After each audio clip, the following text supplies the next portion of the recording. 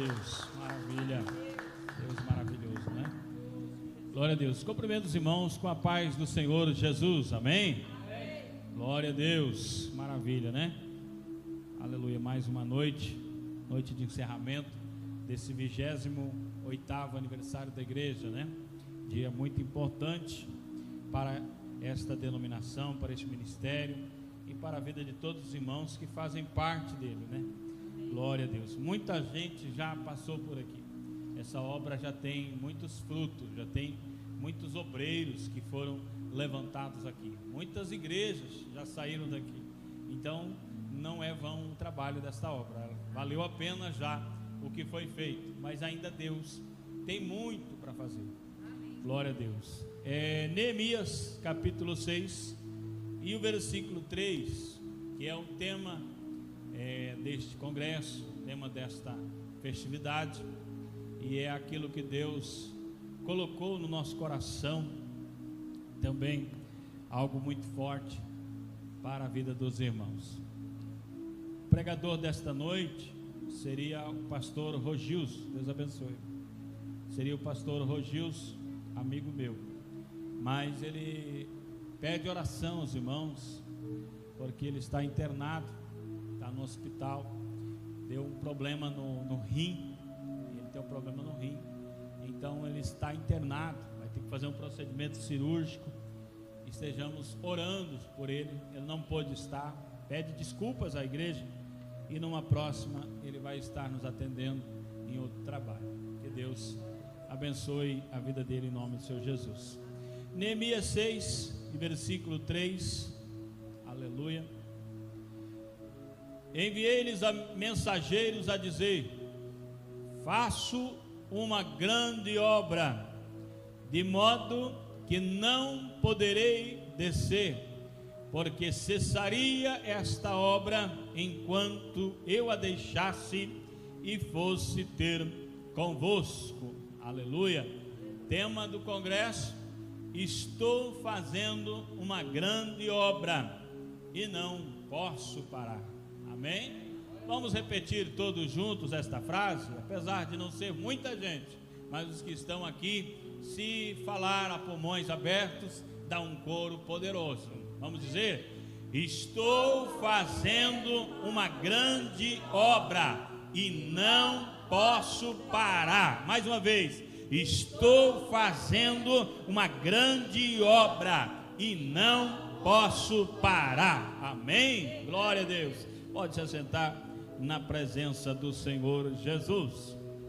A pregação de sexta-feira foi uma pregação muito edificante. A pregação de ontem também foi uma palavra poderosa e edificante.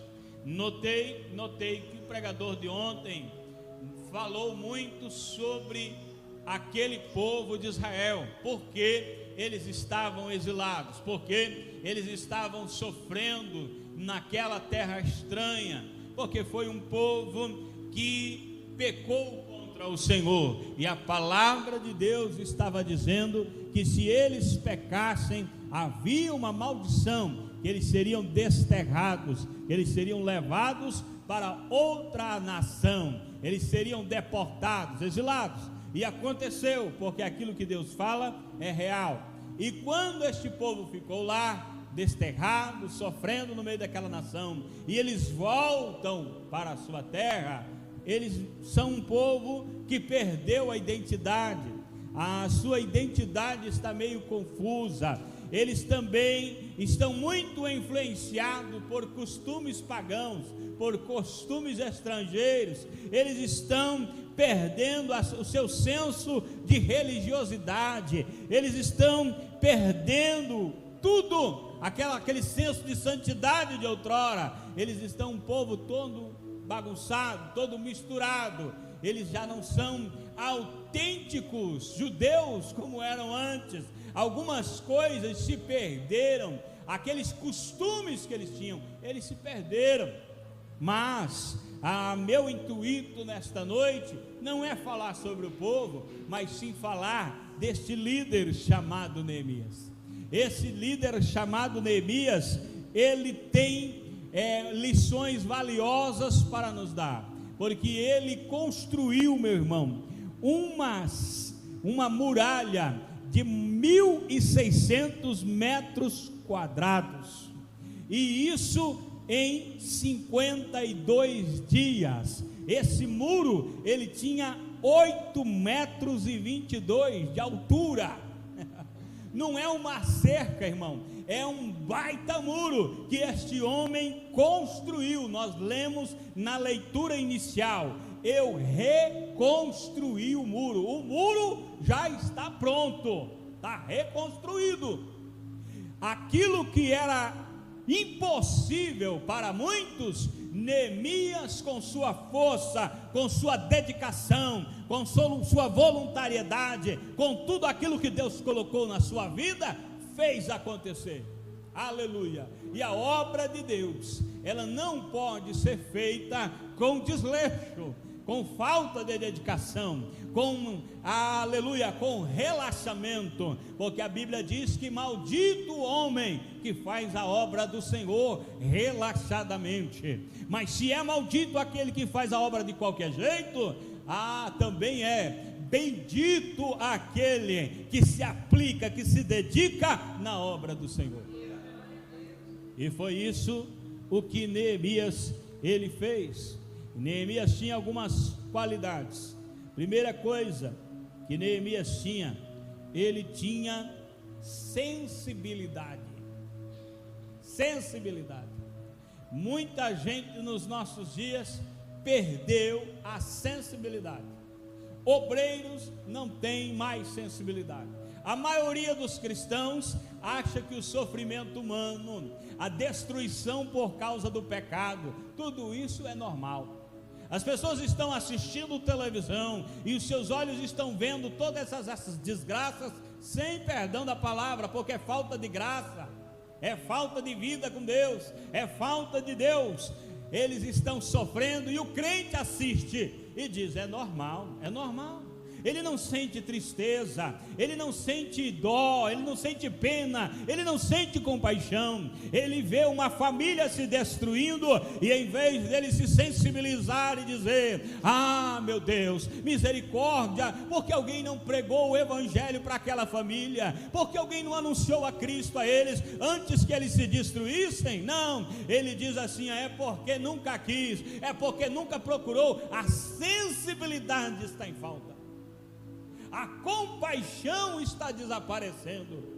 Um pastor ensinou sobre sensibilidade e o exemplo que ele deu nunca saiu da minha cabeça. Ele disse que um crente precisa ser sensível a como se fosse um pé de uma criança. Ali a pele do pé de uma criança é muito sensível, é muito fino. Se você encostar uma agulha, ela sente. Se você encostar o dedo, ela sente. Qualquer coisa que você encostar, ela sente, porque a sua pele está muito fina. Mas tem crente hoje, nos dias de hoje, que a sua sensibilidade, ela está parecendo com aqueles pés daquelas pessoas que são criadas no mato, que nunca vestiram, nunca calçaram calçados, nunca colocaram uma bota, nunca colocaram um sapato, nunca colocaram um chinelo, nunca colocaram um tênis no pé. E então no seu viver diário, eles vão passando por cima de tudo, vão pisando em cima de pedra, pisando em cima de madeira, pisando em cima de espinho, e daqui a pouco o seu pé cria uma casca grossa, e ele já não sente mais nada. Ele pisa em cima de vidro, o vidro quebra e não entra no pé dele. Tem crente que está com a sensibilidade mais ou menos desse jeito, não sente mais nada. Eu já presenciei, eu já estive em congresso aonde a presença de Deus era algo tão notório que quase dava para se pegar com a mão, e tinha crente com o olho desse tamanho que não estava sentindo nada, não tinha sensibilidade, e era bem fácil. Não conversei com ele depois do culto, mas era bem fácil dele dizer lá fora: não, isso aí Deus não estava nesse negócio. Deus não estava aí. Irmão, Deus está, é que você não tem sensibilidade, tu não sente mais nada. Neemias era um homem que tinha sensibilidade.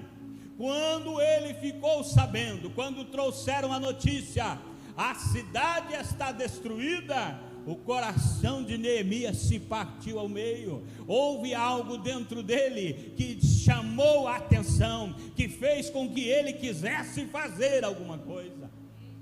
Sensibilidade, meu irmão. Hoje se faz congresso de missões, pregadores, irmão, que não é como eu, é pregador que tem, irmão, uma chamada muito melhor, que tem uma capacidade muito poderosa, uma eloquência, uma capacidade de ministrar, que ele convenceria qualquer um a fazer a obra missionária. Ele se desgasta, ele prega com toda a força, ele sua a camisa, e a igreja não se dispõe a fazer missão. Estamos vivendo numa era em que os vídeos que são mostrados eram para fazer gerações passadas tirarem semanas de jejum e de oração por causa da necessidade da pregação do evangelho, mas hoje as pessoas têm como normal. Irmão, eu digo uma coisa: tenha mais sensibilidade na obra de Deus. Talvez você pense, mas o que eu fazer não vai fazer diferença. O mundo inteiro está perdido, são milhões de pessoas indo para o inferno, são tanta gente. Então existe uma história, que é uma fábula, que pode te chamar a atenção. Uma floresta estava pegando fogo, e um passarinho pequeno corria até o rio, enchia o bico d'água e jogava no fogo, e voltava para o rio, pegava água no bico e jogava para o fogo. E alguém disse: você é maluco? Você não vai fazer diferença jogando esse pouquinho d'água no incêndio. Você vai fazer diferença, eu não sei, mas a minha parte eu estou fazendo. Aleluia. Faça a sua parte. Sinta a necessidade, sinta o que você precisa fazer, pois a cidade está destruída, precisa de você, os muros precisam ser reedificados, e é você quem Deus está chamando para ajudar a reedificar. Aleluia. Neemias também era um homem de oração. Foi pregado sexta-feira aqui. Homem de oração. Irmão, ser uma pessoa de oração é diferente de uma pessoa que ora de vez em quando. Eu não me considero um homem de oração. Eu sou honesto em dizer para você que eu não me considero um homem de oração. Um homem de oração é alguém que ora todo dia, que tem o hábito de orar todas as manhãs, que não se deita antes de orar. Homem de oração não é uma pessoa que ora só em momentos de dificuldade. Não é uma pessoa que só vai orar quando a dificuldade bate a porta e ele diz: eu preciso orar. Não, homem de oração é alguém que ora o tempo todo. Neemias era um homem de oração. Ele orava, ele tinha o hábito de orar. E a pessoa que tem o hábito de orar, ela tem fé para orar. Ela cria experiência de oração. Crente que tem experiência de oração, ele cumpre o que está na Bíblia lá em Hebreus 6, ora com fé, porque Deus não se agrada de quem se aproxima dele sem fé. A coisa inteligente que um crente faz é orar a Deus, mas com fé, porque se orar com fé, Deus é poderoso para operar. Aleluia. Ele era um homem de oração. Lá no capítulo 1, versículo 4, a parte B, diz que quando ele ouviu, o seu coração se entristeceu, e então ele foi orar a Deus. Orar a Deus. É necessário orar. Está escasso a oração. Está escasso. Outra qualidade de Neemias. Neemias era um homem que sabia esperar o tempo de Deus. Nunca se precipitava. Outra coisa que eu confesso para você, defeito meu, eu sou uma pessoa muito precipitada. Deus vem trabalhando com isso comigo já há mais de 20 anos. Aquela ânsia de fazer acontecer logo faz com que eu me precipite e tome bordoada, e tome lições, e parece que não aprende. Irmão, seja como Neemias, espere Deus mandar. Hoje mesmo estávamos conversando sobre Paulo. Paulo teve que esperar o tempo de Deus. Pense num homem preparado para pregar. Pense num homem que estava capaz de ir, mas ele esperou, até que o Espírito Santo falou: apartai-me a Saulo e a Barnabé para a obra que eu os tenho chamado. Saber esperar é algo importante na vida de qualquer pessoa. Existe o tempo certo para qualquer coisa que se vai fazer. Disseram para esse moço que está destacado nas mídias sociais: o que você acha disso? Você é uma pessoa já famosa no Brasil inteiro, e você poderia ser o presidente do Brasil, mas você não tem idade. Então, por causa da lei, você não pode ser o presidente. O que você acha disso? Ele disse assim: eu prefiro estar preparado e não ser, do que ser e não estar preparado. Tem que saber esperar. Espera o tempo, se prepare, se capacite, porque vai chegar a hora que Deus vai usar alguém, a porta vai se abrir e você vai na hora certa, no momento certo. Ele soube esperar, ele orou a Deus, esperou o tempo, então Deus falou e ele foi. Sabe quanto tempo ele teve que esperar? 4 meses. Às vezes você pensa assim: não, ele foi lá no quarto, orou e voltou e falou com o rei de novo. Não, irmão. Neemias tirou 4 meses em oração, até quando ele volta, então já está a resposta, já está tudo certo. Agora pode ir. Você teria coragem? Seu coração, estou falando que Neemias tinha sensibilidade. Seu coração já está rachado de vontade de ir, já está querendo ir logo, mas tem que esperar o momento. Tem gente que não vai querer ir porque não tem sensibilidade, então espera 4 meses, 4 anos, 4 décadas, ou até 4 séculos, se fosse possível. Não está nem aí. Mas Neemias era um homem de sensibilidade, ele queria ir, mas ele soube esperar o tempo certo. Aprenda com Neemias, saiba esperar. Neemias chega e encontra um povo que está abatido, derrotado. O povo está desanimado, mas a Bíblia diz no capítulo 2, do versículo de número 11 até o 20, que Neemias levanta um discurso, e ele prega e anuncia, e anima o povo. Você é daqueles que anima ou desanima?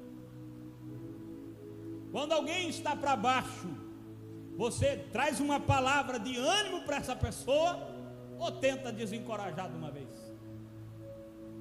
Porque qualidade de um homem de Deus e uma mulher de Deus é sempre tentar encorajar uma pessoa.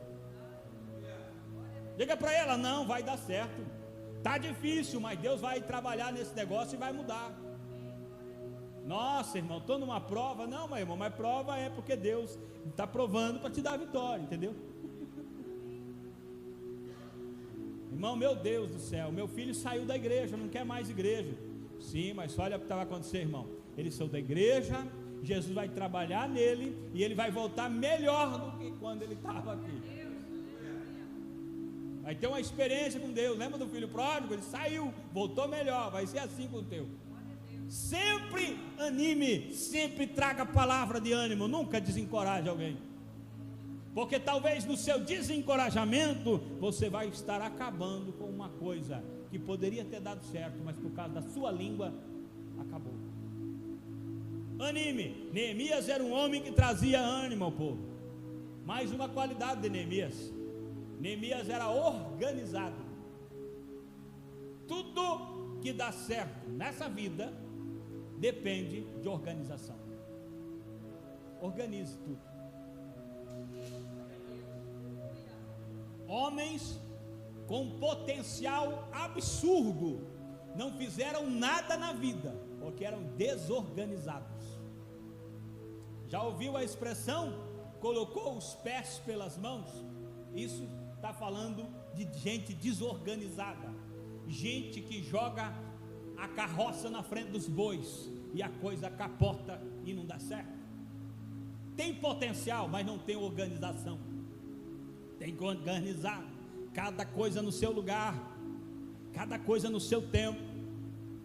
Seja organizado. Neemias fez uma grande obra, mas antes dele começar, já foi pregado aqui nesse congresso, ele estudou tudo, ele analisou tudo. Ele analisou tudo o que deveria ser feito e distribuiu as tarefas corretas para famílias e famílias e famílias, e por isso que a obra deu certo. Qualquer coisa que é bem organizada tem tudo para dar certo. Uma igreja, uma empresa, uma casa, uma família, qualquer coisa. Tudo que é bem organizado tem chance de dar certo, mas tudo que é desorganizado, existe grande probabilidade de que vai dar errado. Tudo isso são qualidades de Neemias. E ele tem mais uma qualidade: ele era aplicado, dedicado. Ele não era uma pessoa, se você ler o capítulo 6, ele era voltado para o trabalho, ele era focado, ele era ali, ele era vigilante, ele estava ali, aplicado no trabalho. Já ouviu a expressão entrar de cabeça? Neemias é um homem que entrou de cabeça no projeto. Tem gente que entra desconfiado na obra. Deus está dando uma chance, mas ele entra com um pé e o outro pé ele deixa lá atrás. Meu irmão, no reino de Deus, você não coloca um pé só, você coloca os dois pés. Você coloca os dois pés. A Bíblia diz que aquele que vai seguir a Jesus, ele não deve olhar para trás, ele não deve olhar para o que ficou para trás, ele não deve olhar para parente, ele não deve olhar para a oferta, ele não deve olhar para nada. Ele simplesmente se foca naquilo que Deus colocou e vai. A Bíblia diz: o justo viverá da fé, e se ele recuar, a minha alma não tem prazer nele.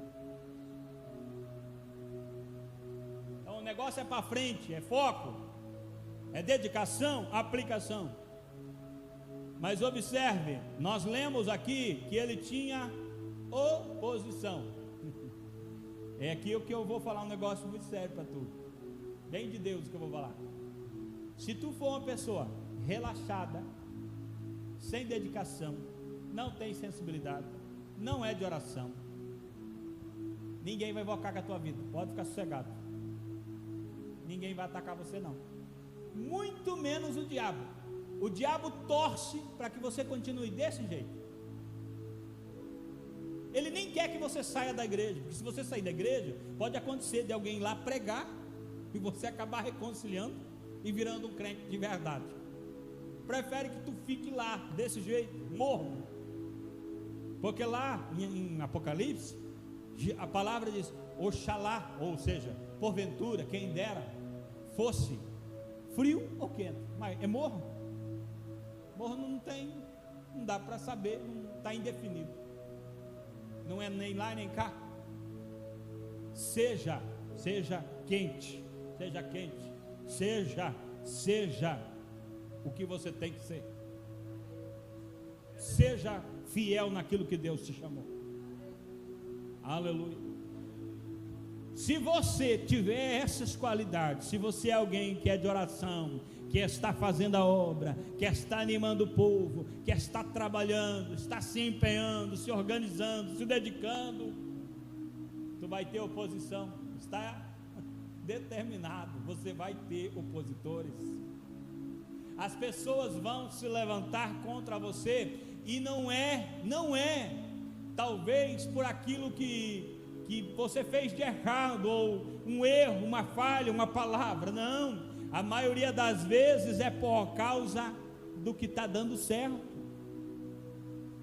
daquilo que está dando certo. O motivo da oposição contra Neemias, a indignação, é que o trabalho estava dando certo. Eles não queriam deixar Neemias prevalecer, seguir. Eles falaram: temos que parar Neemias.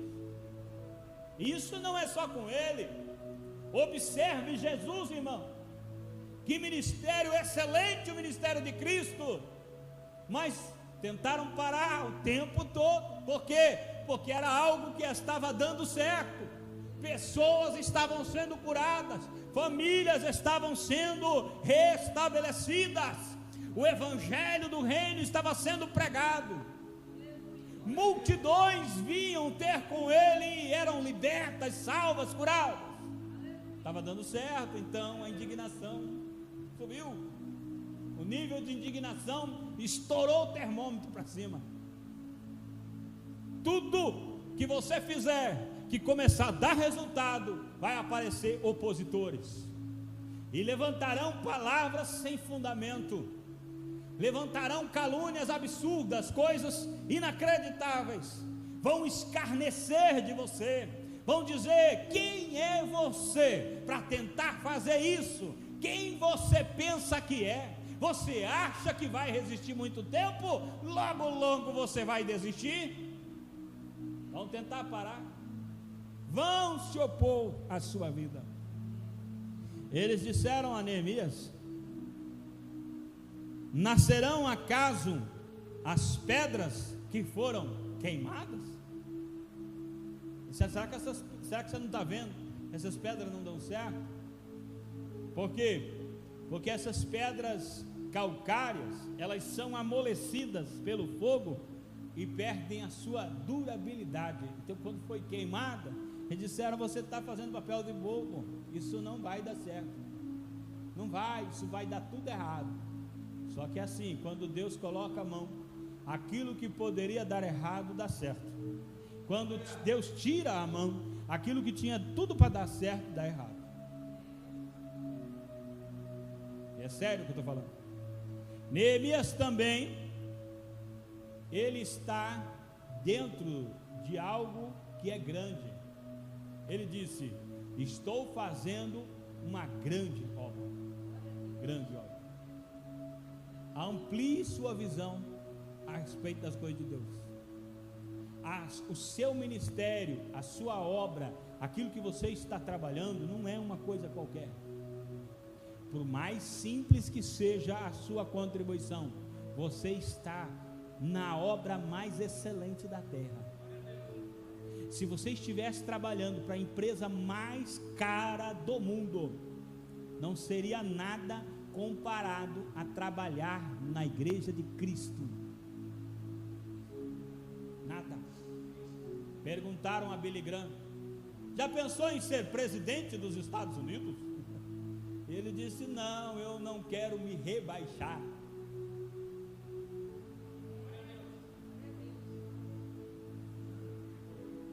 Se ele tentasse, ele seria, com certeza.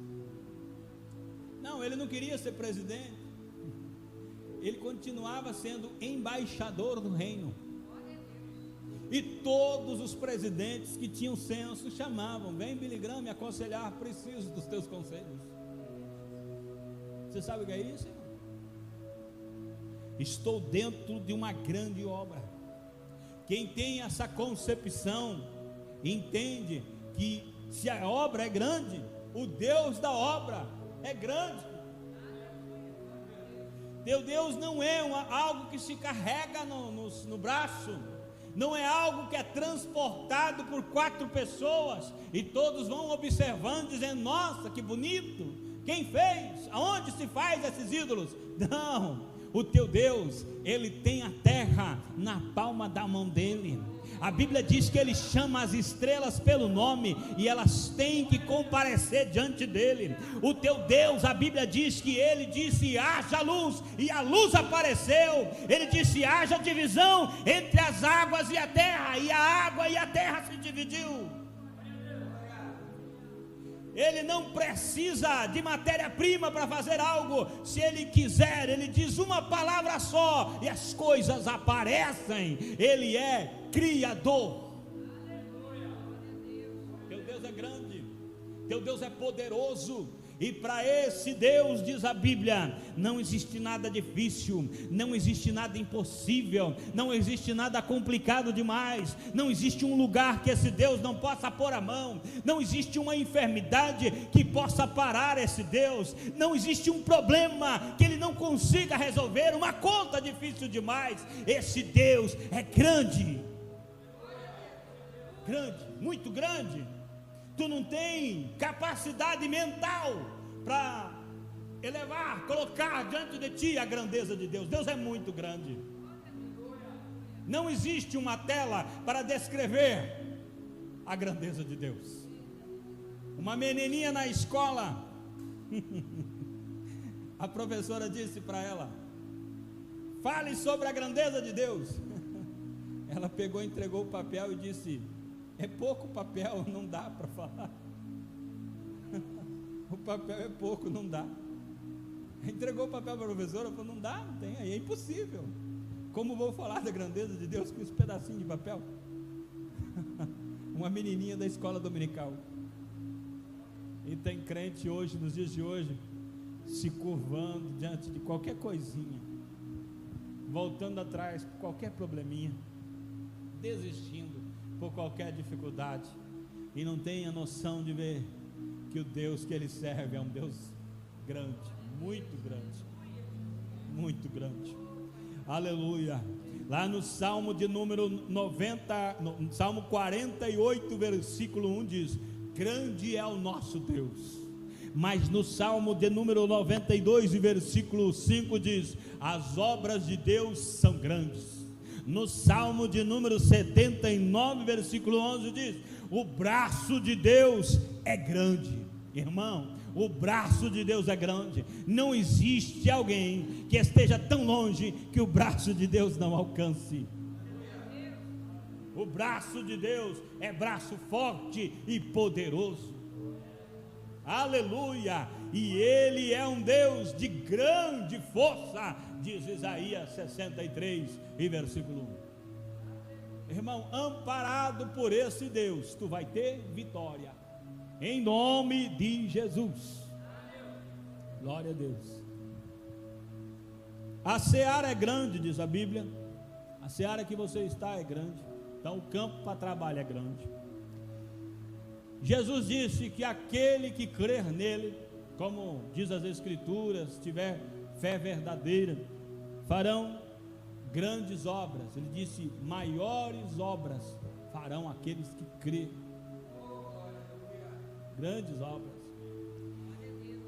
As obras do Espírito são obras poderosas, mas compete a você deixar o Espírito trabalhar em você.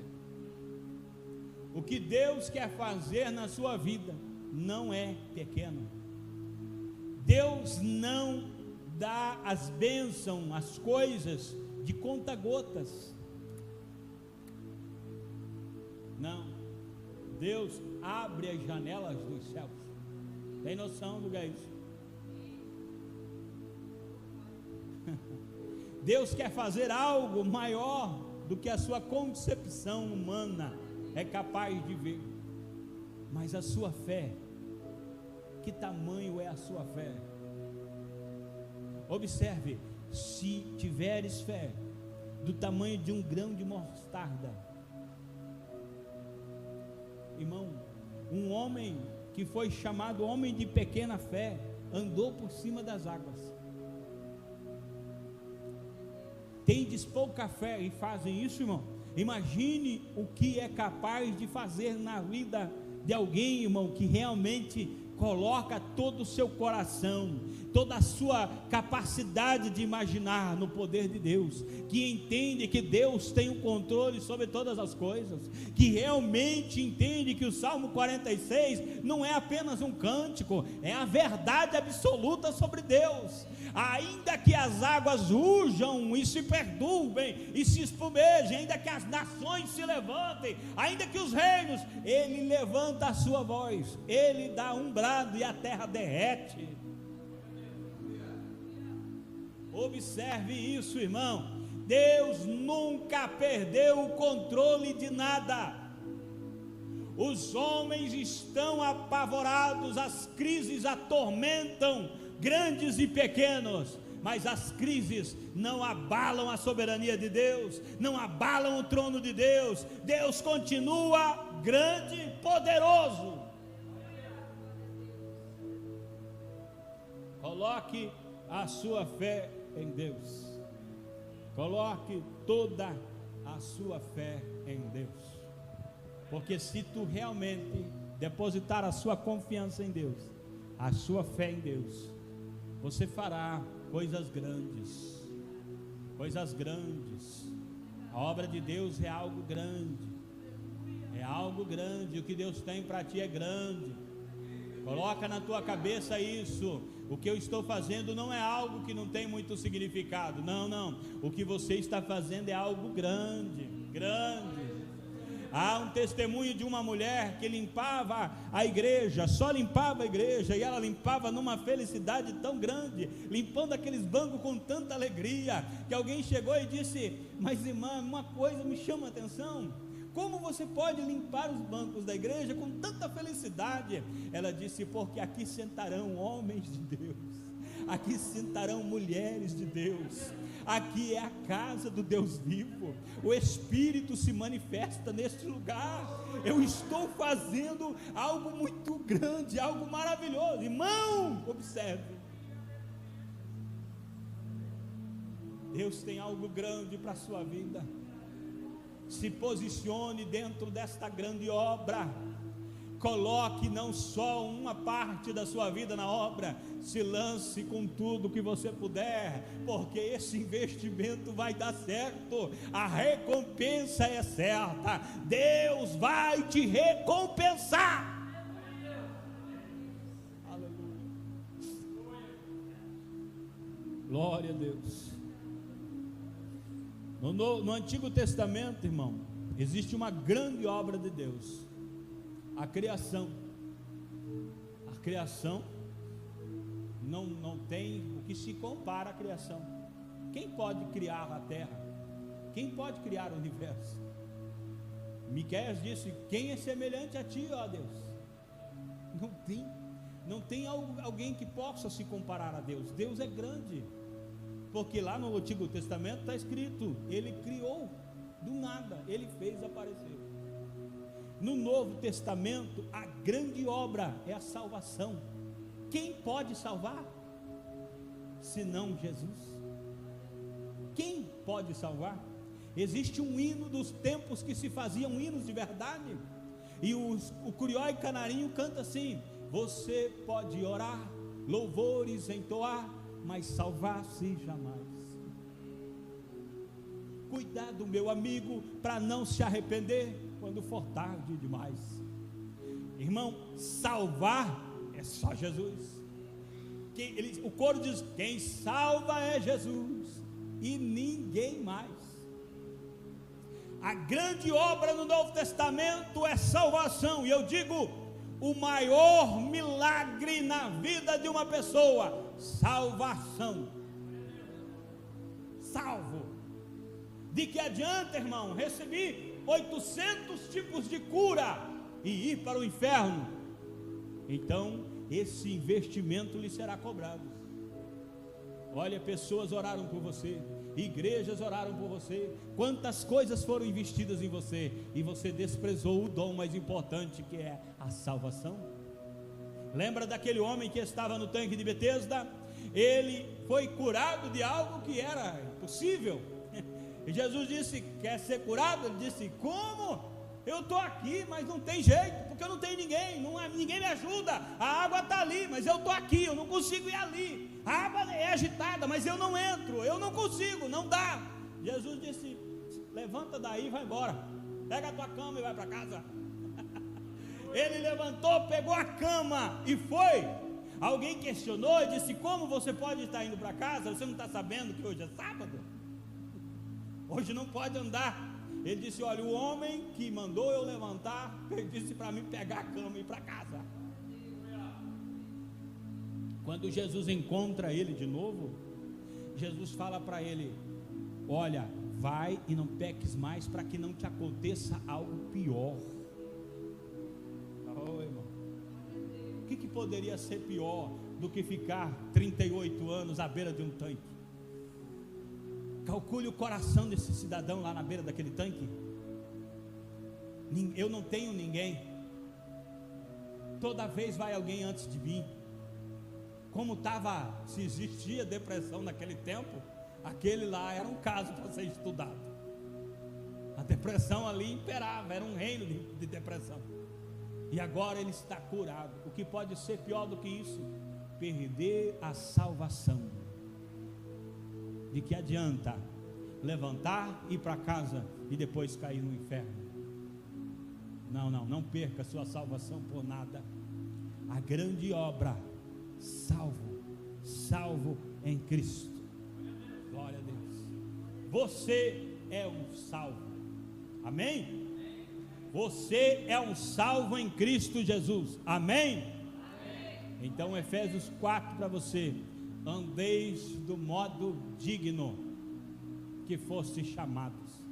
Você tem que andar em dignidade, aquilo que você foi chamado, convocado, eleito, colocado. Aleluia. Para mim encerrar, não tomar tempo. Aleluia.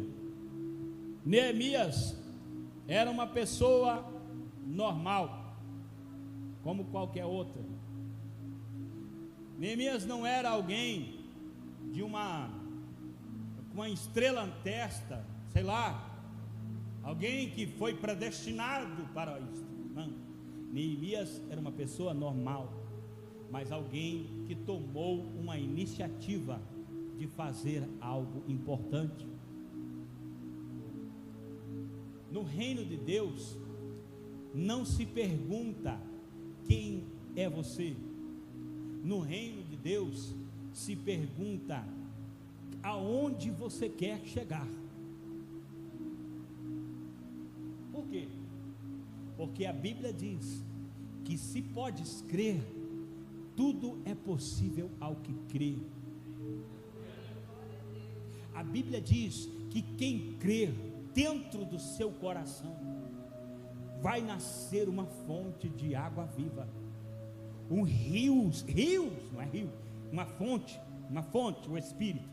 E rios transbordarão de dentro desta pessoa. Irmão, eu profetizo isso na tua vida, que rios de água viva continuem fluindo da sua alma, de dentro de você. Aleluia, porque assim, quem tocar em você é abençoado, quem se aproximar de você é impactado, é mudado.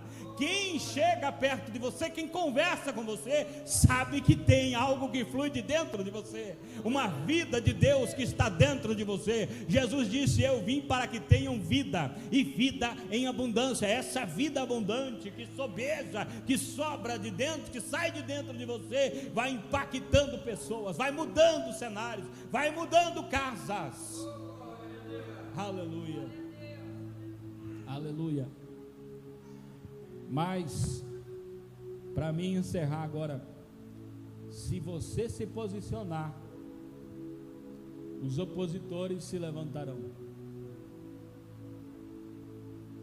Os opositores se levantarão. O seu maior problema nem é o diabo, porque o diabo já foi vencido lá na cruz do Calvário. Ele já é vencido, já é derrotado. Se você tiver uma fé verdadeira nas Escrituras, tu passa pelo diabo dando risada dele, porque a Bíblia diz que você é mais do que vencedor em Cristo Jesus. Não importa o que ele faça, você não está nem aí com isso, porque você está focado no reino de Deus, no poder de Cristo. Então a Bíblia diz: resistir o diabo, só resistir, ele tem que fugir. Seu maior problema nem é o diabo. Um dos grandes problemas das pessoas é as pessoas que estão próximas, as bem próximas. Jesus disse: os da sua casa serão os seus maiores inimigos.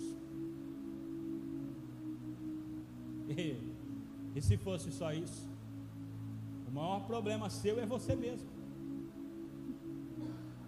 Você mesmo está tentando te destruir. A sua natureza carnal é a sua pior inimiga. Sua pior inimiga é a sua natureza carnal. Todas as vezes que você tentar dar um passo em direção à vontade de Deus, em direção ao propósito de Deus, toda vez que uma porta se abrir, toda vez que Deus tiver uma bênção para você, alguma coisa vai acontecer para que a sua natureza carnal, mundana, terrena, do velho homem, faça você voltar atrás. Existe uma bola de ferro no teu pé chamado carne. Ela quer te travar, ela quer te empurrar para baixo. ela quer te puxar. Mas você é mais do que vencedor em Cristo. Em Cristo você pode, irmão. Posso todas as coisas naquele que me fortalece. Em Cristo você vence a luta.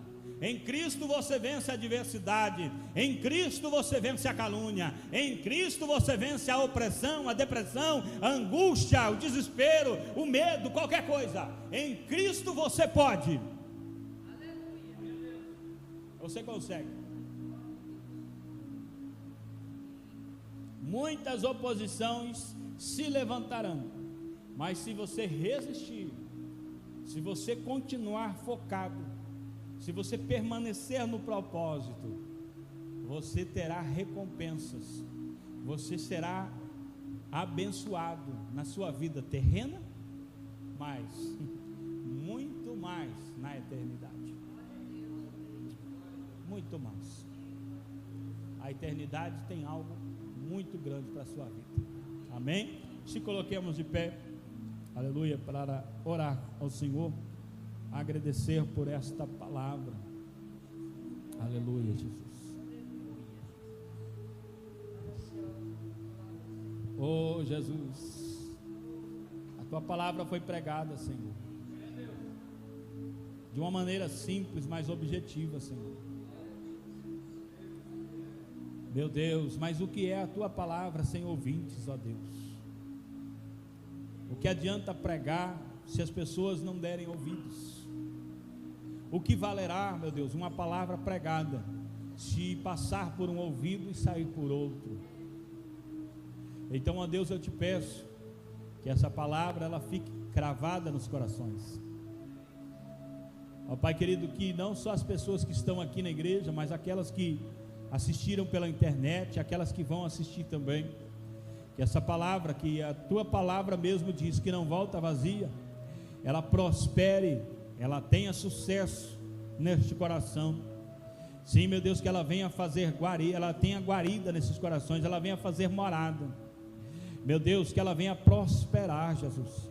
Que no momento da luta, no momento da adversidade, no momento da tentação, da provação, a pessoa se lembre, se recorde que ela não é uma pessoa qualquer, que ela não está numa obra qualquer, que esta obra é a maior, a mais importante, a grande obra do Senhor, a obra, meu Deus, que não dá só recompensas nesta vida, ainda que nesta terra as pessoas possam ser recompensadas com recompensas grandes, mas não hão de se comparar com a recompensa da obra do Senhor aqui nesta vida, mas ainda mais a recompensa na eternidade.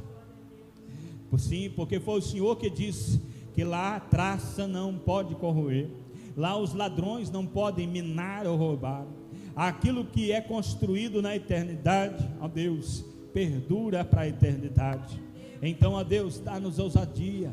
Sim, nós sabemos, nós confessamos que nos momentos de luta, de adversidade, o nosso coração fraqueja, mas te pedimos, dá-nos força para resistir às tentações, para resistir às provações, para vencer os desafios, e o nome do Senhor ser glorificado em tudo, ó Deus. Abençoa teu povo, para a honra e glória do nome de Jesus. Amém.